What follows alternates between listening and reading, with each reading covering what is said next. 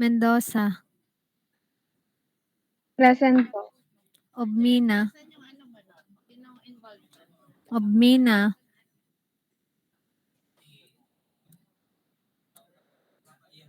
Parado.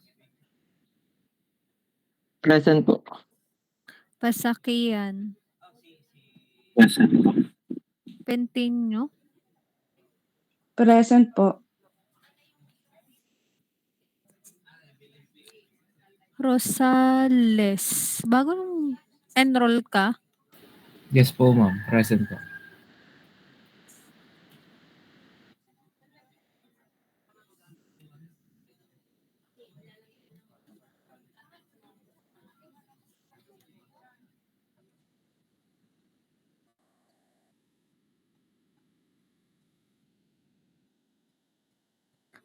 Sarmiento. Present po. Selodio. Present po. Sigalat. Present po. Tolentino. Present po. Valdez. Present po. Okay.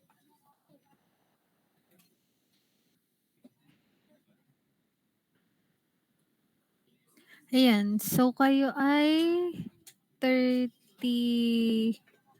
Base nga dito sa list natin, 38 kayo plus 1 kasi dito sasama yung yung isang old curriculum pa. So, bali 39. Bale, mag-groupings na tayo para makapag-start na rin. Ano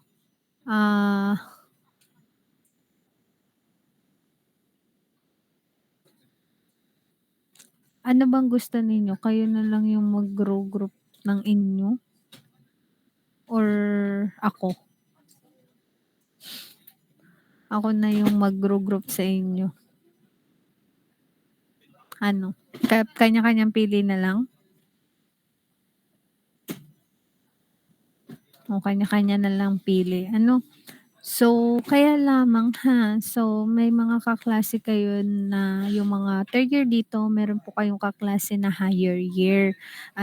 So, kung wala man kulang pa kayo at naghahanap kayo pa ng ibang kagroup, baka naman pwede sila.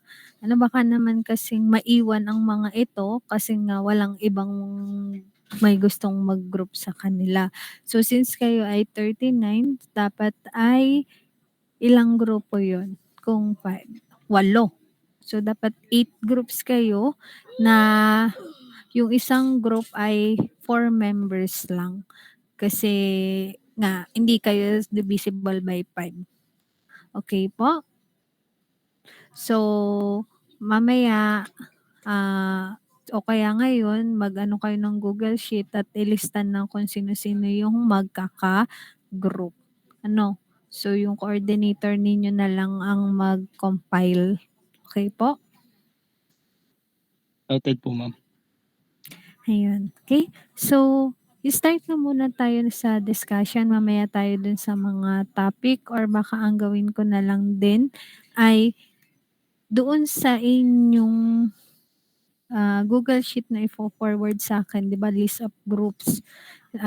So, dun din ilagay ninyo yung mga topic na ipapa-approve ninyo.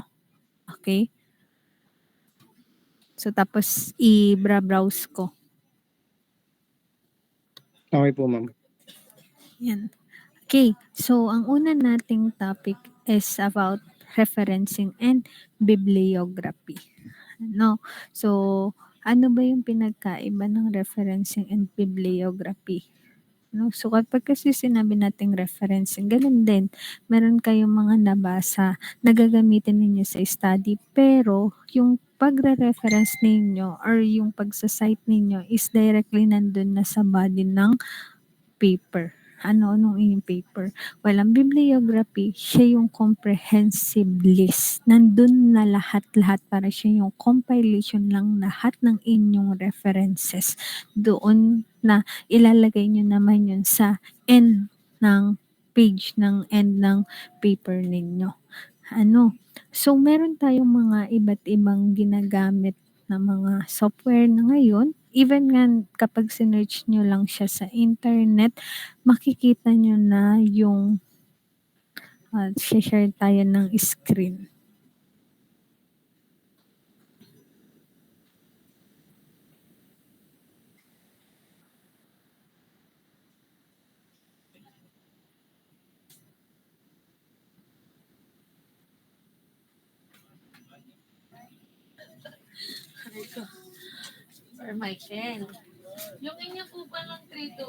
Ayan, ano.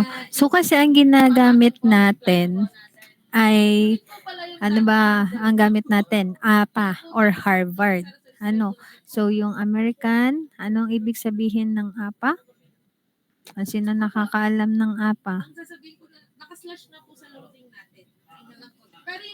APA format, anong tawag noon? Yes. Yung pong American Psychological Association format. Okay, yes. Ano, so meron tayong pagkakasunod-sunod noon pag sinulat. So ngayon, ituturo ko na lang sa inyo kung paano siya gawin. Hindi ko na i-discuss kung ano yung pagmamanual kasi syempre tayo kailangan natin sa mas madali na So APA format generator. Ito kasi yung ginagamit ko before. Ayan so lalabas na dyan. Pwede yung Killbot, yung APA format and APA citation, maybe. Meron dito na, try natin ito.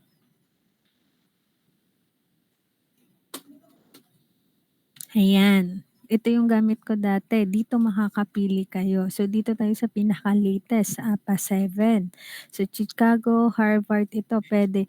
Kung Harvard yung inyong gagamitin, dapat all throughout na nung inyong manuscript, Harvard na. Kung APA, edi yung APA na.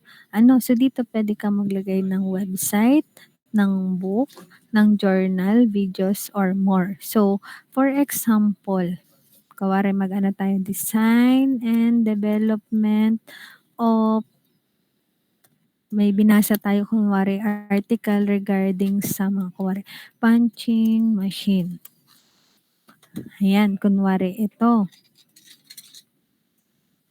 Ito naka-PDF na. So ito is article, kunwari binasa ninyo siya, ginamit ninyo siya as reference ninyo din. So dito kopyahin nyo lang yung website, tapos i-paste lang natin siya dito, then magse-search na ito. Sa-search ninyo. Ayan. So, di ba lalabas na yan. Tapos i-click nyo lang. Yan. So, ito na yung inyong pang-in-text citation. Tapos, ito naman na yung inyong panglagay doon sa bibliography ninyo. Nakuha po ba? So, bakit ba tayo nagre-referencing at naglalagay sa bibliography? So, para hindi tayo maakusahan ng plagiarism. Kasi ina-acknowledge natin yung gawa nila na pinagkuhaan natin ng information. Okay po? Di ba? Ang dali na ngayon kasi may mga ganyan na nagamit. Yan. So, ikakopy mo lang siya, tapos ilagay ninyo doon sa inyong bibliography. Ito. Kasi pag bibliography, lahat ng mga bibliographical na details ay ilalagay po doon.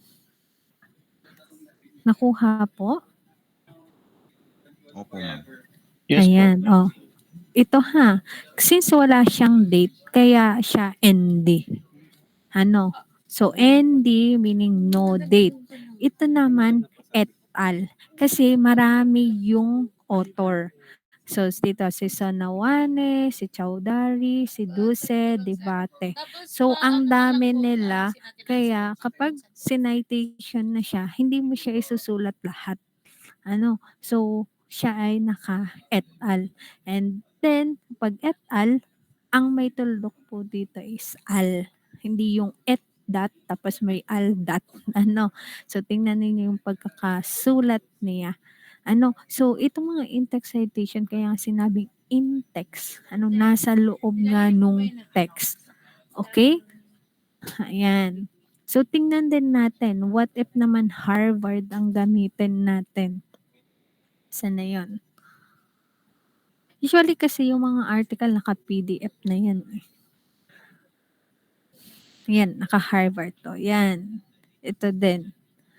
So, meron lang nagkaiba dito sa part na ito. Pati yung mga pag-italic, yung title, iba doon sa APA. Tingnan nga natin para, wait. Para ma-compare natin yung pagkakaiba ng APA and then yung Harvard. Ayan, oh. So, ito yung difference niya. Yung spacing. Kasi sa Harvard, dire-diretso siya. Pero dito, yung spacing mo, ayan, ganyan. So, tapos, ayan, yung date mo, ito retrieve. So meaning, yun yung ngayon mo. So retrieve ang nakalagay doon sa APA, while dito naman sa Harvard is available at, or hindi pala, access. Kailan mo in-access. So may iba't iba silang na format. Ayan. Okay? So marami pa tayong available na mga generator, pero ito kasi yung ginagamit ko dati. Ang dali niya lang. Kasi nga dito pwede ka ng website, book, journal. Siya na yung naghahanap noong iyong gustong ilagay. O ano ba? Tuturo ko rin sa inyo yung paggamit naman ng Mendeley. So, meron tayo dito na mga tutorial. Kailangan nyo lang na mag-download ng Mendeley desktop. So, tapos manood lang kayo ng mga tutorial. Madali lang siyang gamitin. Okay? So,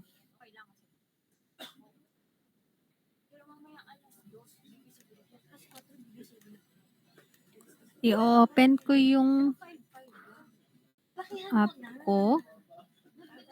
Ayan. Ayan. So, kuwari, yan. Ito na, Mendeley desktop. Okay? So, dito, kailangan nyo munang i-download yung article or journal na naka-PDF. Okay? So, pag na-download ninyo yan, i-add mo siya dito sa iyong folder. Kuwari, gumawa ako ng folder, ME Project Study 1. Diyan ko i-compile lahat ng aking mga binasa. Yung sa mga literature. So, i-add mo siya ngayon. So, kuwari ito yung aking din-download eh. Then, add. Ayan. So, tapos ito, sa Nawe. So, dito makikita mo lahat na details. Ayan. So, ito yung title niya. Ito yung mga author niya. Tapos, yung kung saang journal siya ipinasa. Ano yung year na pinasa. Ayan o. Kompleto na yan. So, tapos, ngayon, i-connect natin siya sa Microsoft Word. Kasi sa Microsoft Word ka kunwari nagsusulat, 'di ba? So, i-open ninyo ngayon si Microsoft Word. Ay, hindi nyo pala makikita.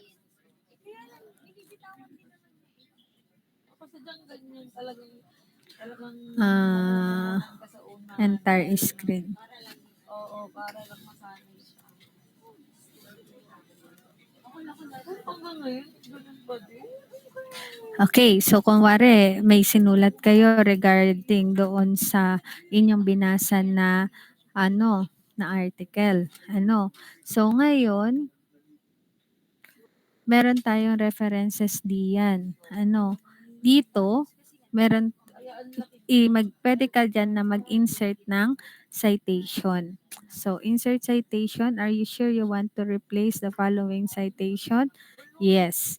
So, saan? Mag-go to Mendeley ka. Tapos, i-click mo lang ito, yung iyong isa-cite, which is ito. And then, ngayon, pindutin mo lang yung send citation to plugin. Ayan. Is, 'di ba? Nagets ba? Kailangan nyo kasi na para makahabol kayo sa akin, kailangan talaga makapag-download kayo ng Mendeley Desktop. Pero, yun nga, since hindi pa kayo napag-download, marami naman din na tutorial kasi natuto rin naman ako sa mga tutorial sa YouTube. So, pinapakita ko lang din sa inyo kung gaano siya kadali lang na gamitin. Okay? So, tapos, kita ninyo dito, kapag ginamit mo siya sa citation, maglagay ka ng insert. Pag pinindot mo yung insert bibliography, lalabas na ito. Diba? Ayan na yung kanyang pang-bibliography and ito naman yung iyong citation.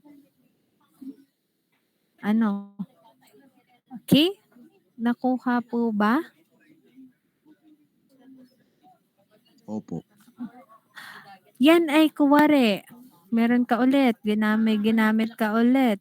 Tapos, mag-i-insert ka ng citation. Go to Mendeley. Nasaan ba yung mga iba? Kuwari ito, ginamit mo ito. So, cite. Kita ninyo, automatic din na nalalagay na siya sa bibliography. Ayan, no? And then, siya ay naka-alphabetical na. Kita nyo kasi I yung kanyang name, yung apelyido ng author. So, nasa taas siya na ng S. Try ulit tayo. So, insert citation ulit tayo. Hanap tayo. Ito namang si Bahar. Yan. Cite. Yan. Nadagdagan na ulit ang bibliography. Mas madali ito kasi naka-direct na siya sa bibliography, sa Word. Okay? So, pero kung yun nga lang, kailangan nyo na mag-download ng Mendeley Desktop. Kung wala naman, di tiyagaan kayo na i-compile ninyo yung nandoon sa, anong tawag dito? Ba't tayo mag-click? I-compile ninyo yung nandito sa atin na sa website nitong MyBib. Okay? Ayan, napakalaga ho ng referencing, tamang referencing at citation. Kasi nga, para maiwasan natin yung plagiarism. Nakuha po ba? Yes po, ma'am. Okay, ayan. So,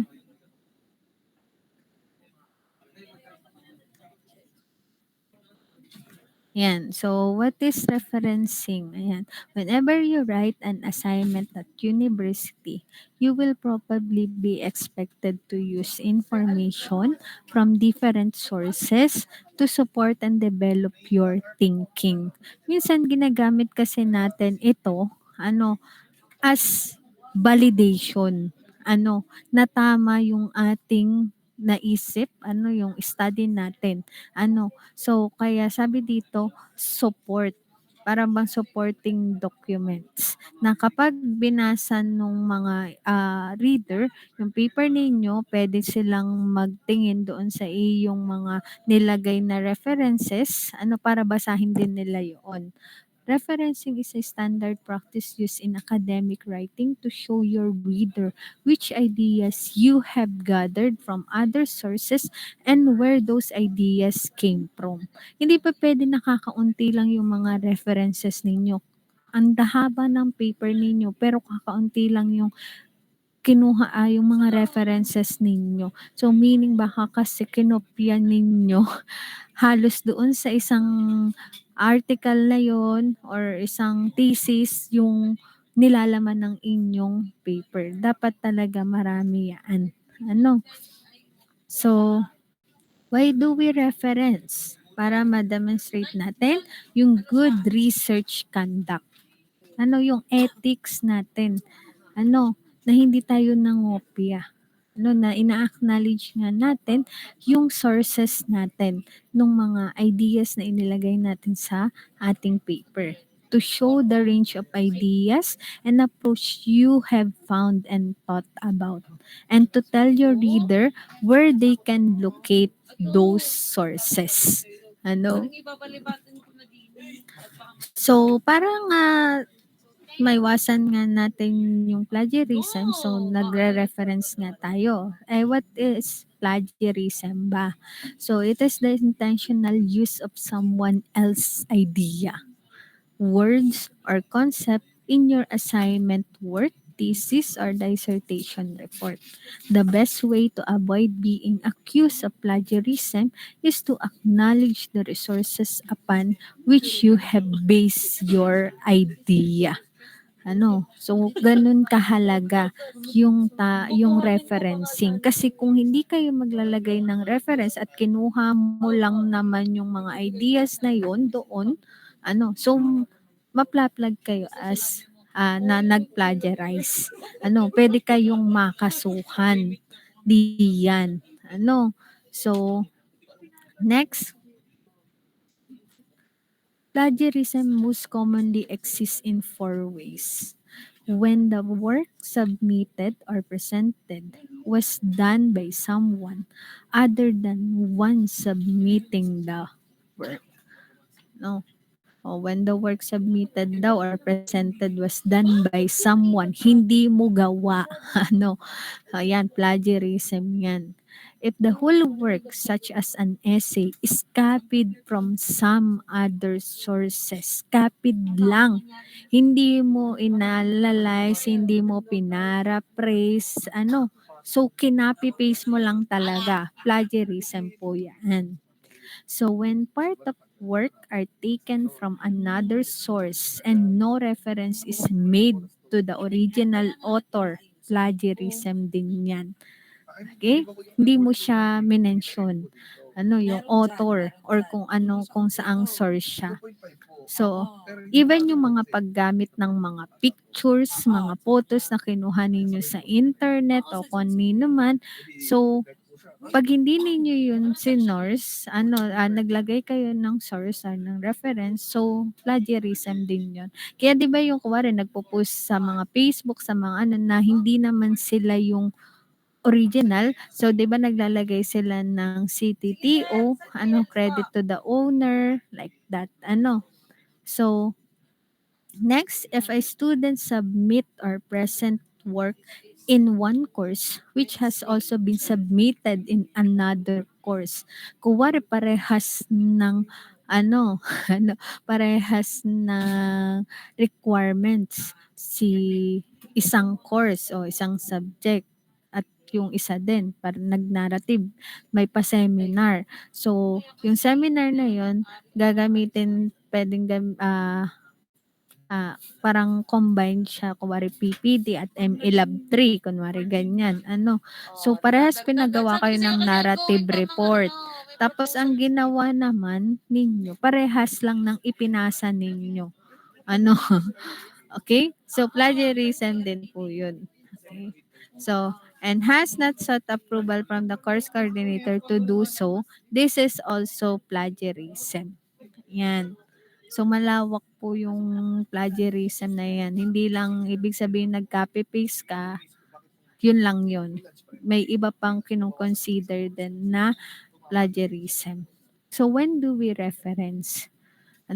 So para praise someone else's idea in your own word. Okay, pinara-praise mo lang. So, summarize din someone else's idea in your own words. So, kahit pa yan ay pinara-praise mo, sinamarize mo, yan po ay kailangan mo pa rin ni-reference kasi yung idea na yun ay hindi naman sa iyo. Okay? So, quote someone else's ideas in their exact word. Kasi kapag siya ay naka-quote, so yan ang pwede mong i-copy-paste. Provided lang na nilagyan mo siya ng reference. Baka naman ang gawin niyo buong papel kinote nyo na. Kasi nga pwede naman copy-paste kapag quote. Meron lang tayong pwedeng i-quote. Yung kuwari meron na statement, ganyan. So, yun ang pwedeng i-quote ninyo. Okay? So, copy or adapt a diagram. Ayun, sabi ko nga sa inyo, yung mga figures, yung table, yung mga graph na kinopy nyo lang, or any other visual materials, kailangan ninyong naglalagay ng references. So, madalas ginagawa, kailan ba tayo may mga figures? So, yan ay mga tables, graph ay sa chapter 2. Kaya sa chapter 2, gamit na gamit ang referencing. Okay? Kasi doon yung mga pinagsama-sama ninyong mga literature na nireview ninyo. Doon makikita sa chapter 2. So next, step in referencing. So record the full bibliographic details and relevant page number of the source from which information is taken. Then punctuation marks and spaces in the references list and citations are very important. So follow the punctuation and spacing exactly. Kaya nga meron tayong format. So kaya tinuro ko sa inyo kanina kung ano yung mas madaling way. Mayroon na kasi tayong generator sa online kanina, kakopy nyo na lang yun. Okay? So, insert the citation at the appropriate place in the text of your document and include a reference list that includes all in-text citation at the end of your documents. Okay? So, how do we reference ba? So, pag sinabi kasi nating in-text, so, an in-text reference in the body of your assignment. So, pag in-text sa body ng inyong report, okay, katulad nito, Chabon 2008 explores a range of themes and ideas.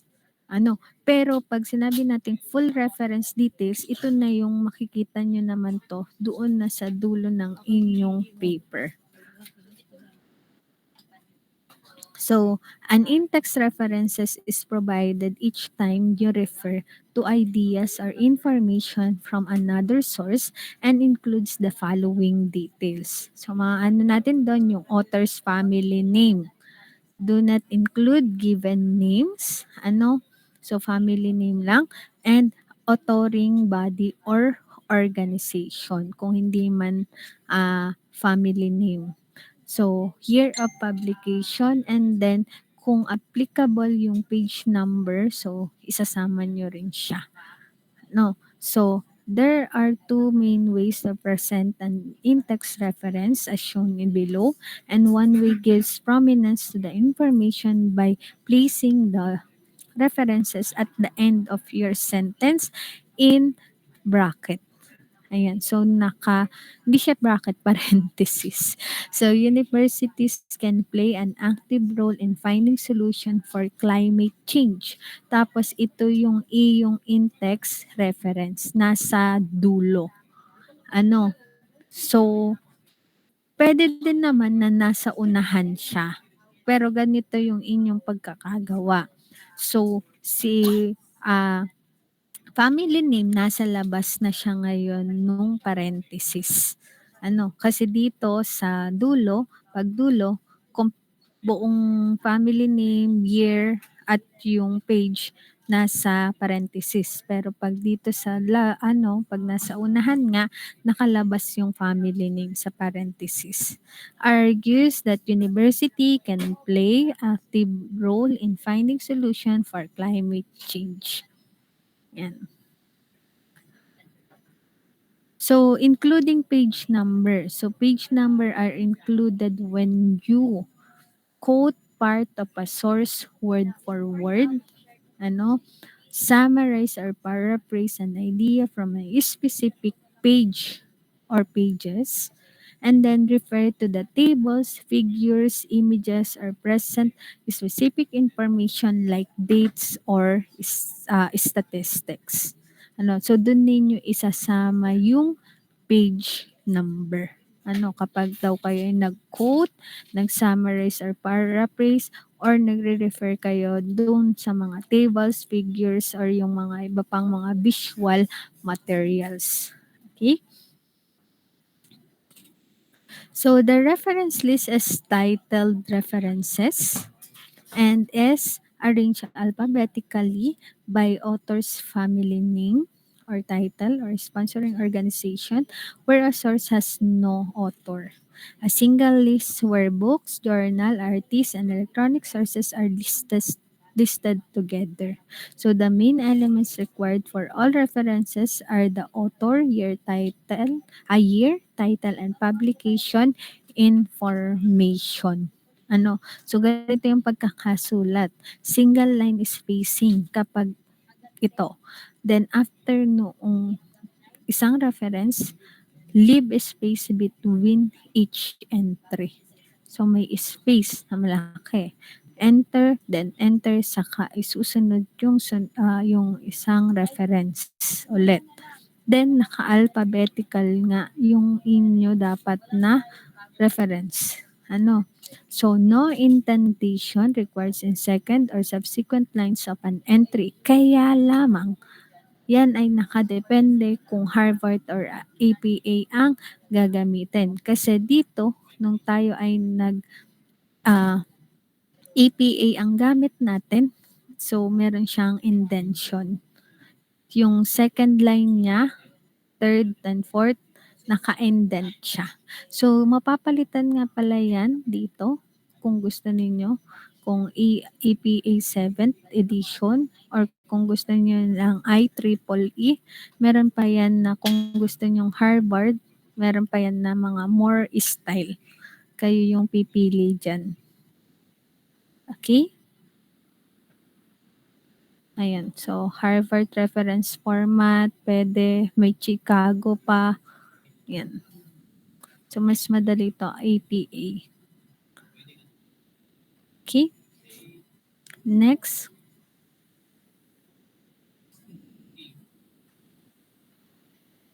Yan. An extract from an essay using the Harvard referencing.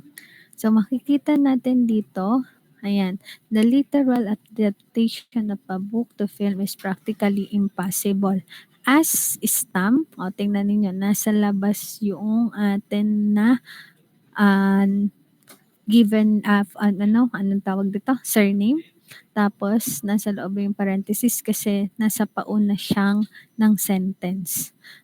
So kaya sabi dito, ang comment mo, always provide the author. Then yung year is 2005 and page number when quoting. Kasi ito yung i-quote niya. Kasi suggest. So ito yung keynote niya, the shift from a single track verbal medium such as the novel to a multi-track medium like film, blah, blah, blah, blah. So, quotes longer than 30 words are intended. Intended?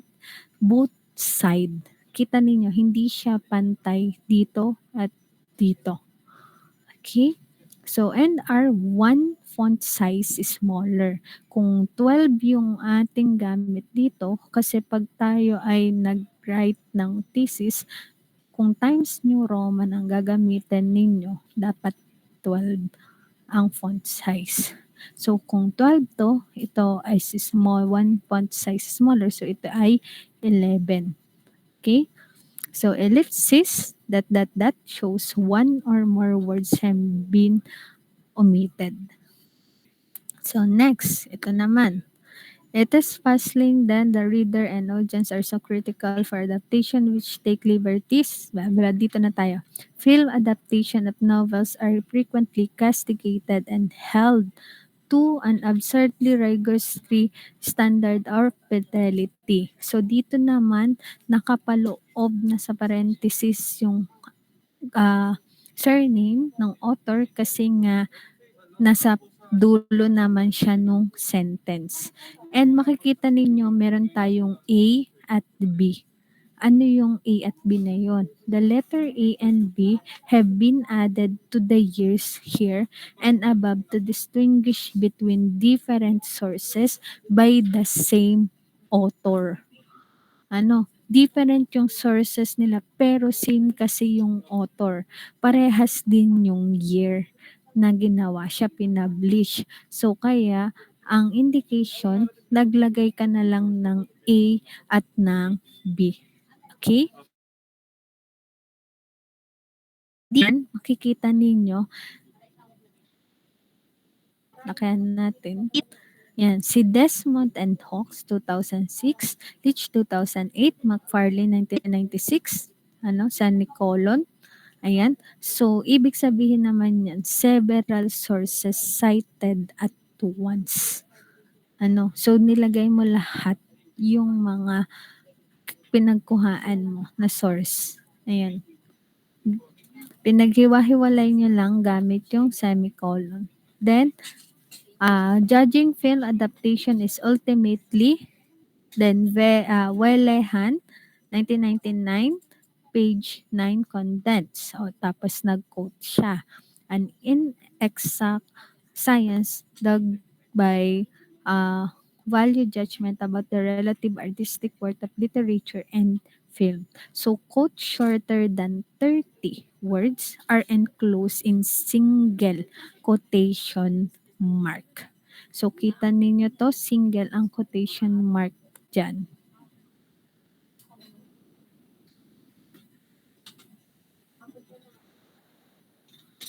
Ayan. So, single ang quotation mark. So, ito kasi more than 30 words. Kaya, ganito ang ginawa natin. Ito naman, iilan lang yung words, hindi pa naka-30. So, kaya, gumamit na lang tayo ng single quotation mark. Then, next, may makikita ulit tayo dito na McFarlane 2007, page 26. So, dito ang comment, always provide author, year, and page number when paraphrasing a printed source. Okay? Sunod naman, ayan, kung sa internet mo naman siya kinuha, so internet documents require the same information for the in-text references. Ang kailangan nyo lang din dyan is yung author and yung year. Yan. Baka mamaya nakalagay Shopee. Meron kasi naglalagay ng sources yan. Shopee, Lazada, ganyan. So humanap naman kayo ng legit na mga figures. Okay? So no page number. So ang ilalagay nyo lang electronic sources unless available. Kung wala namang date, ang ilalagay nyo nga lang is ND. ND. No date. So dito naman, makikita nyo naman ito, Kristeva, cited in Sanders 2006, page 2. So, quote from Kristeva found, ibig sabihin nun, quote from Kristeva found in Sanders' work. So, dun daw kay Sanders 2006, page 2, ay kinuha niya yung quote na yun kay Kristeva. Kasi sinite. So, if authors have similar surname naman, surname includes first initials in reference to avoid confusion. So, katulad dito kay Moore, dinagdagan natin ng initial na MR. Okay, 2010, page 180. Nakuha po? Kasi minsan hindi maalam mag-reference ang mga student. Kaya ang comment dun sa paper, use proper referencing. Basta na lang ang nakakuha doon ng ng website or basta lang may masabing may reference. Okay? So ayusin. Ayan, so ito na yung list ng mga references natin.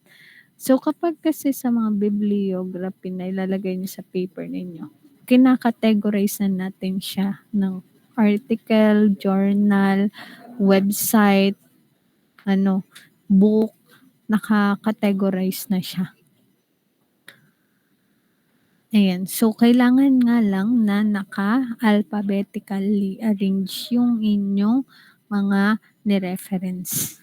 Oh, pero kung gagamitin niyo nga itong Mendeley desktop, mabilis na yan na magagawa ninyo.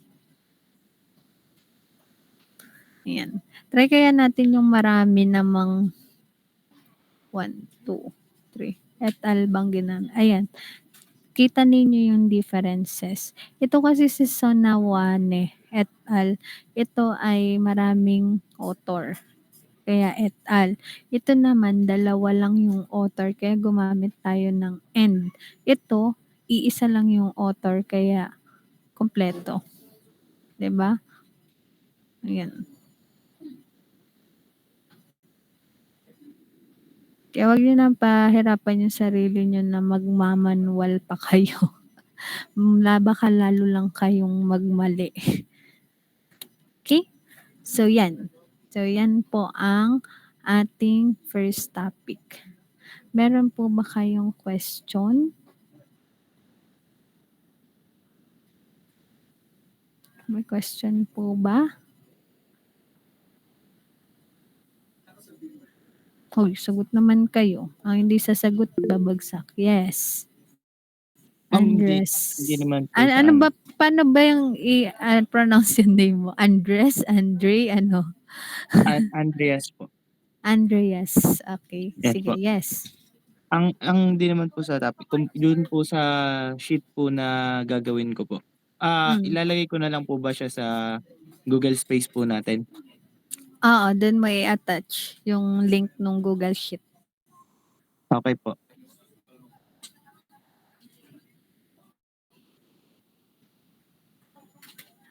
Sino pa po ang may concern?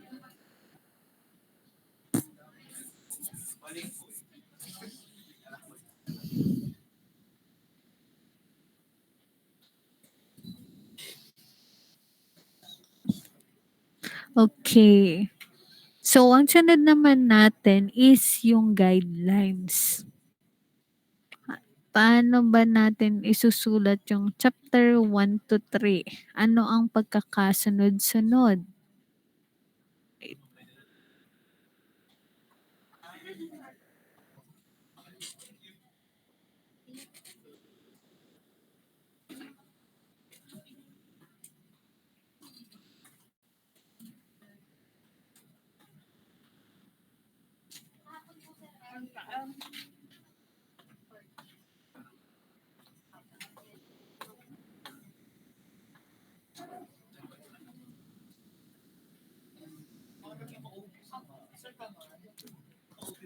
Ayan. I-screenshot nyo na lang, ha?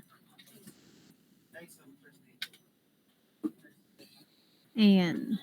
So, kasi meron tayo nga na pwedeng gawin na topic.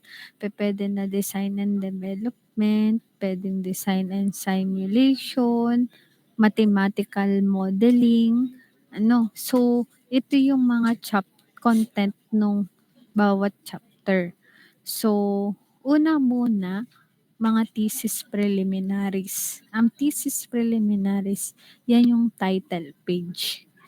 Ano? So, sa title page, makikita, syempre yung title ng inyong study. Ano? So, may format niyan. Nasaan na ba? Kukuha lang ako dito ng sample ng thesis. Ayan. So, capital letter. Anong capital letter yung title? Tandaan na ha. Capital letter yung title. Kuwari, design and development of mixed feed supplement weighing and bagging machine for poultry and swine feed production. Okay? Tapos, enter. Enter. Tapos, enter ulit. A project proposal. Project proposal ha, hindi research proposal.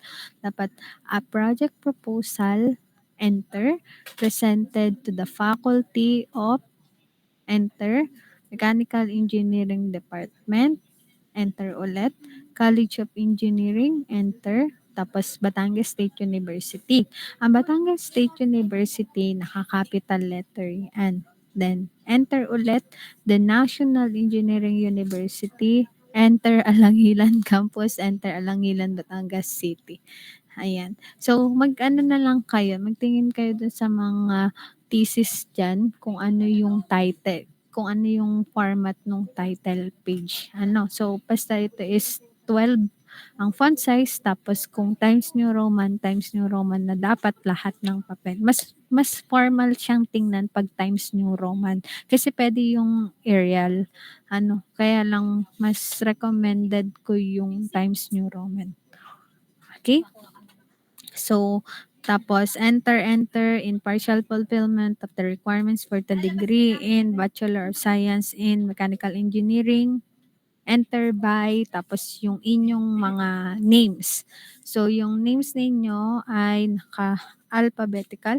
Pero dati kasi ang ginagawa namin dito, naka-inverted.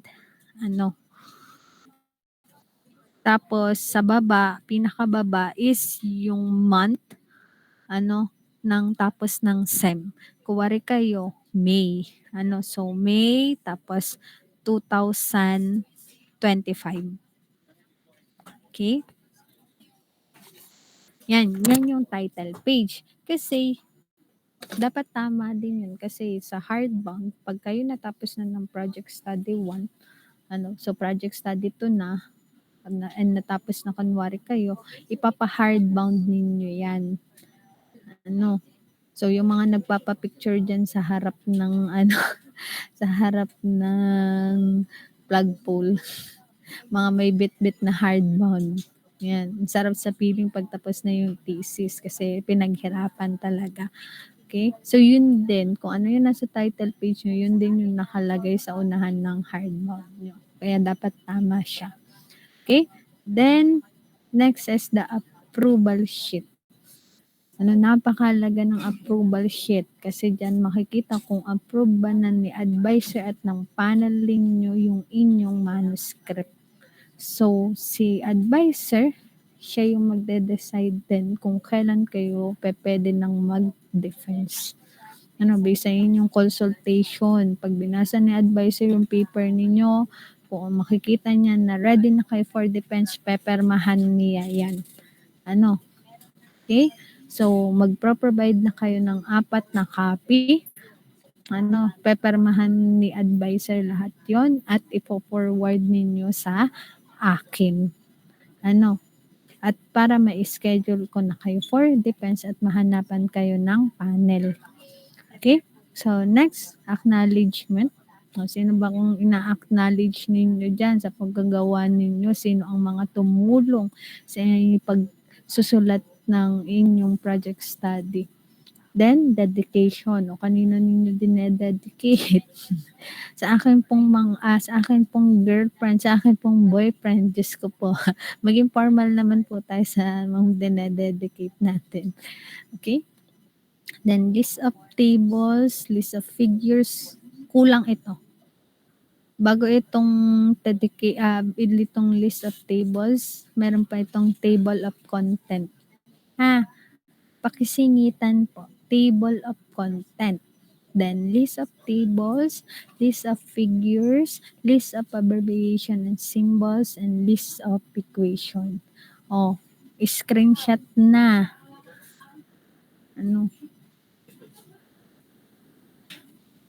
Then, next, chapter 1. So, chapter 1 natin, the background, ang title niya is the background and the problem and its background. So, dito, i-discuss ninyo, ano ba yung problem na gusto ninyong solusyonan, i-address. So, under ni chapter 1, nandyan si introduction. So, introduction, nandyan yung mga, kaya nga tinawag na intro, mga overview ng inyong study. And then, yung general na problem. Kasi pag dito, minsan nagiging redundant sa introduction at sa background of the study. Si background of the study kasi, mas specific na siya doon sa inyong problem. Doon about na siya sa beneficiary ninyo. Okay? Kung ano ba yung na-encounter na problem and challenges nung beneficiary ninyo. At papaano nyo ipapasok na yung study ninyo yung solusyon dun sa problem nila. Diyan si background of the study. Then after nun, objective of the study. Ito nga yung heart ng project study ninyo. Ano? So, pag mali na ang objectives nyo, mali na din yung inyong paper. Sunod-sunod na yan. Kasi lahat yan naka-align kay objectives. Ano? So, null hypothesis, yun naman is if applicable kung meron kayong mga statistical diyan na gagawin. So, usually naman pag design and development, wala itong null hypothesis. So, after ng objective, significance of the study na kayo. So, sino yung makikinabang nung study ninyo? So, dito nyo naman siya ilalagay. Ano? So, una niyan na isulat ninyo is yung to the, sino yung beneficiary ninyo. Ano? So, halos meron na rin yung pagkakasunod. O, kuwari to the farmer, to the local ganito, government, to the Batangas State University, to the mechanical engineering student, to the future researcher, to the researchers. Yan. So, yan ang nilalagay sa significance of the study. Then next, scope, limitation, and delimitation of the study. Ano? Hanggang saan lang yung study ninyo? Huwag masyadong malawak at baka hindi nyo na kayang i-reach. No, so, dyan ninyo lang ilalagay. Ano lang yung scope, nilalaman lang ng inyong study. Ano lang yung kaya ninyong gawin. Ano? So, kaya nga naglagay tayong delimitation. Yan yung dinidelimit. Okay? So, definition of terms. Yung iba, basta ng terms ang inilalagay dyan. Ano, ang ilagay ninyo diyang terms is yung mga related dapat sa study ninyo. Ano rin yung mga engineering terms na may mga double or mga terms na may mga double meaning. Ano, na parang kasi kapag kayo ay nagawa ng project study, isipin ninyo na ang magbabasa ay walang alam. Walang alam. Ano, wag nyo i-assume na pag nilagay ninyo dyan, alam na agad nila. Paano kung hindi engineering student ang nagbabasa? Okay? So, kaya yun yung gamit din ng mga definition of terms. Kuwari, hindi alam sa ating lang, sa mechanical, tayo lang nakakaalam ng terms na yun. Ilagay ninyo dyan. Okay? Kaya piliin. And dapat naka-alphabetically arranged din yung definition of terms. So, meron dapat tayo diyan na conceptual definition and then operational definition. Yung conceptual definition, yan yung mga terms na magagaling sa mga internet or yung galing sa mga reference nyo. So, kailangan dyan ng proper citation, yung mga in-text citation na na-discuss natin kanina. Tapos, yung operational definition, yun naman yung definition ng terms na yun sa inyong study. Paano ba siya gagamitin sa study ninyo? Okay? Then, next, chapter 2. So, ito naman yung review of literature or related literature. So, under doon, we have the conceptual literature, research literature. Under ng research literature, nandyan pag-ihiwalayin ninyo yung local studies at yung foreign studies. Ano? So, then, synthesis. And dapat tandaan nyo rin nga pala, pag naghanap kayo ng literature, kailangan ay 5 years lang. From now. So, to 2024. 2025 ngayon. So, 2020. Dapat. Yung hinahanap nyo, 2020, 2021, 2, 3, 4. Kung wala na kayong mahanap talaga na latest, so pwedeng mag-move ulit kayo ng another 5 years. So 2016, 17, 18, 19, 15. Okay? So next chapter is research methodology. So yung conceptual framework, research design, development stages, experiment. I-ano nyo pala muna ito, screenshot nyo muna. Para alam ninyo yung guidelines. Okay na po? Okay po.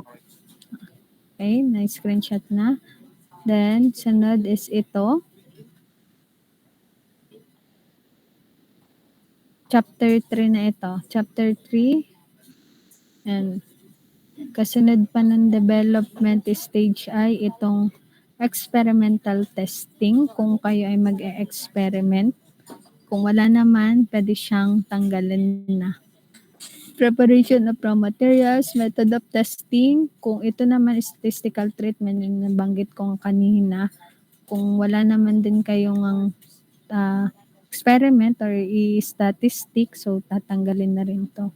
Then data collection, hardware and software requirements, budget requirements, expected output, and Gantt chart. Yan yung nilalaman ng chapter 3. Medyo mahaba din si chapter 3. Okay? Pero dito, focus lang dapat kayo sa methods and procedure. Hindi pa siya sasagutin, ha? Kasi yung result ng discussion, dun pa yun sa project study 2. Chapter 4 na yun. Kaya nga hindi natatapos yung inyong study dito. May project study 2 pa kayong kasunod. Yan. Kung design and simulation naman, ito naman ang guidelines. Halos same lang din naman sila ng design development sa chapter 3 lang magkakaiba. Paki-screenshot po. Ayan. Ito. Screenshot. Okay. So, ito na yung pinagkaiba. Kasi sa chapter 3, so conceptual, research design, tapos design stage na. Instead na development stage. Tapos, yung boundary conditions and limitations niya. Ano yung mga boundary conditions ninyo and limitation. Tapos dito, paano ninyo siya isa-simulate. Then, method of simulation testing. Hindi naman kailangan na to, statistical treatment. Tapos data collection and treatment. Ano yung software na gagamitin nyo? Wala na tayong hardware kasi nga simulation to. So, ang software na requirements, so, kung gagamit kayo ng SolidWorks, ng ANSYS, ng CFD, etc. Anong software? I-discuss nyo lang dito. Tapos yung budget requirements, expected output, and Gantt chart. So, may mga kasunod pa yan, appendices. Usually, sa appendices, makikita natin diyan yung related calculation or kaya tinatawag natin as design calculation. So, pwede din design of the prototype. Kuwari, appendix A, design of the prototype. Next, appendix B, design calculation. Appendix C, kuwari, documentation. Lagay kayo ng documentation. Tapos, appendix D, pang usually nandoon? Curriculum vitae. So, yun. Kung magma-mathematical modeling naman kayo, dito dapat may gawa ng machine. Na ite-testing ninyo. At yun. Usually, ang nagma-mathematical modeling is yung laboratory apparatus. Kasi doon, marami kayong parameters na pwedeng itest. So, yan. Ito naman kapag mathematical modeling. Screenshot. Okay. Then, Yan, chapter 1, chapter 2, paki-screenshot. Halos parehas lang. O, sa chapter 3 lang ulit sila magkakaiba. Kasi sa chapter 3, conceptual framework, research design, experimental testing, tapos development of mathematical models. Ano, paano nyo i-develop yung mathematical models? Ano yung mga magkaka-relate? Ano, so kasi dito makakagawa kayo ng equation. Ano, kuwari, ano ang kapag binago natin yung time, ano kaya ang makukuha natin kunwari na temperature or vice versa, kunwari temperature ang binago natin, ano kayang operating time niya, like that. Okay? So, masosolve na agad. Then, yan, ito is statistical treatment, data collection treatment, software requirements, budget requirements, expected output, and Gantt chart. Ano?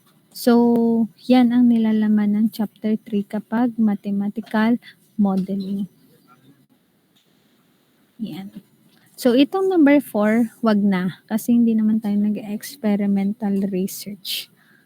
So, hanggang dito lang tayo sa mathematical modeling. So, sana nagkameron kayo ng idea kung ano kaya yung inyong topic na gagawin. Ano, kung ano ba yung i-study. Kung magde-design and development na lang ba kayo, simulation, or kaya mathematical modeling. Nakuha po? Yes po, ma'am. Okay. Ayan. So, pa-time na. So, meron po pa po bang question?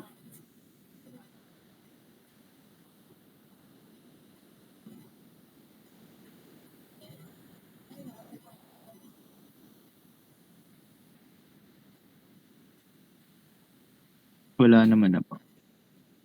Okay. Kung wala na, ayun. So, yung natitira nating time, bigay ko na lang din sa inyo para kayo ay makapag